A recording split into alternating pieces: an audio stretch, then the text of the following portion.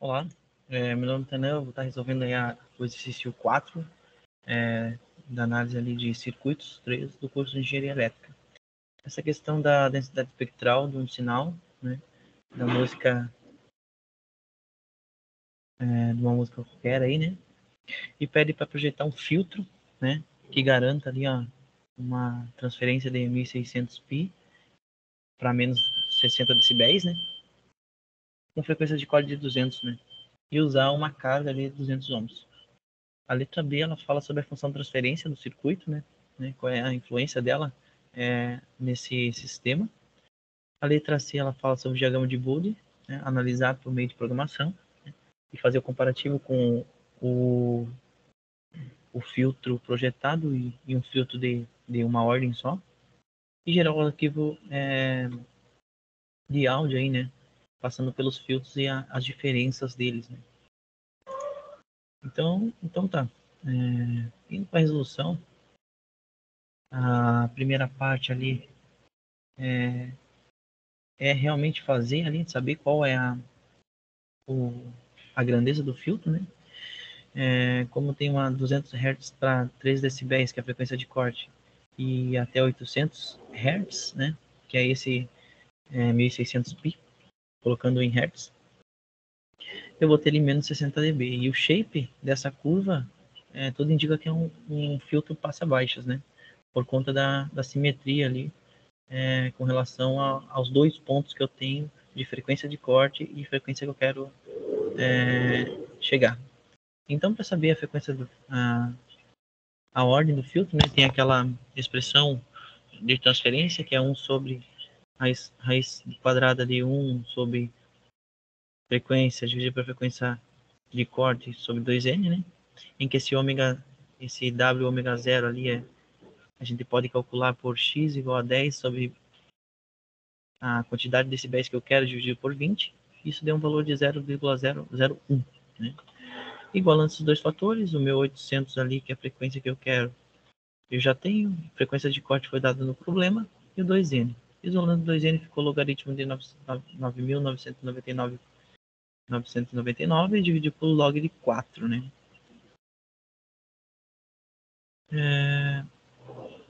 Isolando isso, ficou aí uma ordem de 9,96 dividido por 2, que é 4,8, que é aproximadamente uma ordem de 5. Basicamente, para projetar o filtro, né, a gente tem que calcular três coeficientes, o AN, o CN e o G. O AN é seno de π sobre 2 vezes 2J menos 1 sobre o N, que é a ordem 5, né? Atribuindo valor para J, J1, J2, J3, J4 e J5, eu obtive esses valores aqui, de 0,390, de 0,80, 90, o A3 é 1, né? Porque 3 vezes 2 dá 6, menos 1, 5. 5 por 5 dá 1. E π sobre 2 do seno dá 1, né? A4, 80, 90. A5, 30, 90. Né? Indo para o coeficiente C, eu entendo como é cosseno de π sobre 2 sobre J na ordem N, que é a ordem do filtro, que é 5, né? Colocando os valores, só matemática básica aqui, eu obtenho os 5 valores aí de C.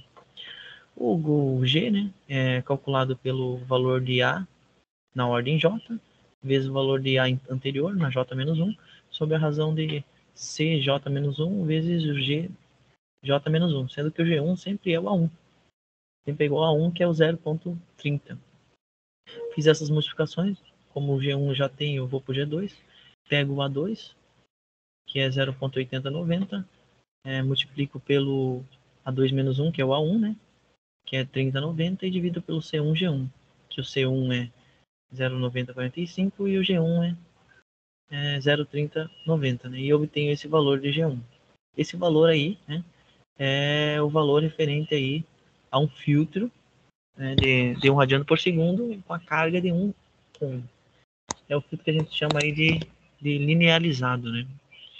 Então, eu obtenho G2, G3, G4, né? E eu obtenho todos esses fatores, né? Para deslinearizar o componente, eu já vou mostrar como é que vai ficar o circuito. Os valores linearizados, que eu vou ter 5 elementos armazenadores de energia, e esses 5 vai ser 3 indutor e 2 capacitor. Né?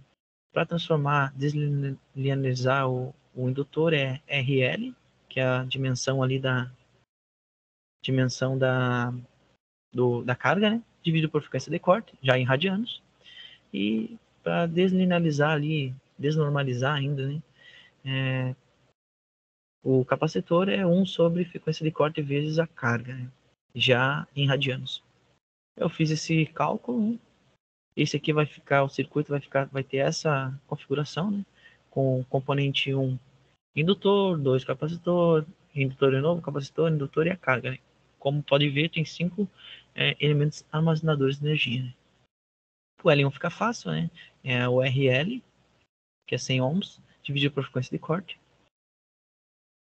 Deu 123 mH, porque eu multiplico pelo L5 linearizado, né? Que é o valores de G1, G2, G3, G4, G5 que eu calculei. Aqui é o contrário. O C2 nada mais é que 1 sobre o RL vezes a frequência vezes o G4, que deu 13,5 microfarad. O L3 é o RL vezes o 1256,64 vezes o G3 e assim sucessivamente, né? E obtive aí os valores dos componentes. Com isso, a gente acabou fazendo, né, a letra A, que é o projeto do filtro, que teve ordem 5, com 5 componentes armazenadores de energia, e as dimensões achamos também, né? E agora vamos partir para a letra B, que é a função de transferência. No Octave, a gente tem a possibilidade, né, de fazer as funções de transferências de maneira que seja um cálculo mais específico, né? Como eu tenho valores dos componentes, fica fácil. Mas só representando o que é essa função de transferência, né? A função de transferência nada mais é que o efeito que esse filtro vai ter na carga, né? A gente pode fazer essa associação aqui, colocar 2 pontos aqui de tensão, né? E a gente vê qual é o efeito desse filtro aqui na saída. Foi isso que eu fiz aqui no Octave, né? O meu Z1 vai ser o L5 mais o RL, que é uma associação série, né? Esse aqui é para considerar o valor exato sem arredondamento, né? O Z2 vai ser já paralelo, com a soma dos 2 componentes. E o Z3 vai ser a soma de novo, que fica a primeira associação é série, depois paralelo, depois série, depois paralelo e assim vai. E eu obtenho o Z4, né, que é a impedância total. Como a função da transferência é o efeito que o sinal de entrada tem na saída, né, passando pelo filtro, eu faço aquele divisor de tensão clássico, né, que o ZEC4, né, que eu quero descobrir, dividido pela soma das resistências, né. E aí a função de novo ali para garantir que o valor vai estar especificado corretamente, né. Indo para a função de transferência, né, nada mais é que o RL sobre o ZEC1 vezes o V2, que vai ter a tensão, ou seja, a influência daquele sinal de entrada na saída, que é nada mais é que uma carga de 100 ohms, né, de resistência.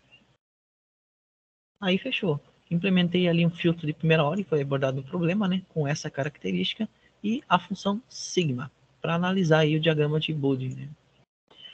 Indo para o diagrama, já está aberto aqui, né, a gente pode analisar que o filtro de ordem 1, ele é bem menos eficiente, né, que o filtro de ordem 5, né. As altas frequências estão passando desse filtro H2 aqui, que está mais escuro, né, é o filtro de primeira ordem, e o que acontece é que passa muito, muito mais frequência alta do que o filtro, né, passa baixas de ordem 5. Ou seja, qual é o efeito disso no sinal, né? A gente percebe que o sinal vai ficar com frequências bem mais graves, bem menores do que o outro filtro, né? Então a gente pode concluir que aqui do diagrama de Bode, que quanto maior o número, né, do filtro, melhor a eficiência dele, né? Como se ele é um passa-baixa, né? Analisando o filtro ideal, não deveria passar, né, frequência alta, né? Só até a frequência de corte, mas a gente sabe que isso não é possível na realidade, né? mas com um número bem elevado aí de ordens do filtro, né, a gente pode garantir uma maior precisão aí, né, claro, sempre vai passar alguma frequência alta, né, mas passar bastante só frequência baixa, de maneira que seja supra aí, né, o projeto, né, do engenheiro eletricista. Já no filtro de ordem 1 aqui, né, a gente percebe que ele não tem tanta eficiência, né, passa baixas aqui, como é a função dele, mas também passa bastante, né, bastante frequência alta, né? E é isso. Ali na questão, só subindo um pouco aqui, né? A questão C era a análise do diagrama de Boolean, né? Com um filtro Butterworth de primeira ordem, que a gente já analisou, já deduziu já, com a função sigma ali para analisar o nosso filtro ali, que deu de quinta ordem. A letra D é o arquivo de áudio, né? Pelo filtro. Analisar e ver qual é a principal diferença. Imprimia o arquivo que o professor mandou, né? O arquivo do Workspace, né? Fiz o vetor de amostragem, o período da amostragem, o vetor e o tamanho do vetor tempo, né? Nomeei o arquivo que o professor mandou, DV1, né? Coloquei ali para salvar a função FF, que é o nome do meu arquivo, né? Essa função slim aí, que tem qual filtro que eu vou utilizar, aonde que eu vou buscar esse arquivo, passar pelo filtro, né? E o NI, que é clássico, né? Esse foi o primeiro filtro original, né? E a função, né? O audio write, que faz com que passe, né? Esse áudio por esse filtro. E para o filtro 2 ali, que é o filtro de ordem mais elevado, que é mais eficiente, né? É a mesma coisa, né? Coloquei FFF, LSlim, a mesma coisa, né? Filtro local e UNI. E a função para passar pelo filtro, né? Esses dois áudios foram gerados. Eles estão aqui, por motivo ali de falta de recurso, aí, como eu estou na biblioteca, não vou poder reproduzi-los, né? Mas vou armazenar ali vou comprimir e vou mandar para o professor. E essa aí é a principal análise do meu trabalho aqui. Analisando rapidamente, né, os áudios, olhando para o diagrama de Boolean, né, a gente percebe que o áudio que passou por o filtro projetado por nós, de quinta ordem, ele é levemente mais grave do que o áudio que passa pelo filtro que foi dado pelo professor, né? O que é bem intuitivo, porque como já havia dito, né, a gente analisa aqui pelo diagrama de Boolean que o filtro que tem a maior ordem, né, ele é mais eficiente.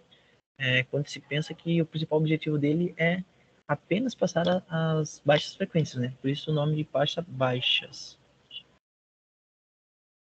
E eu acho que é isso.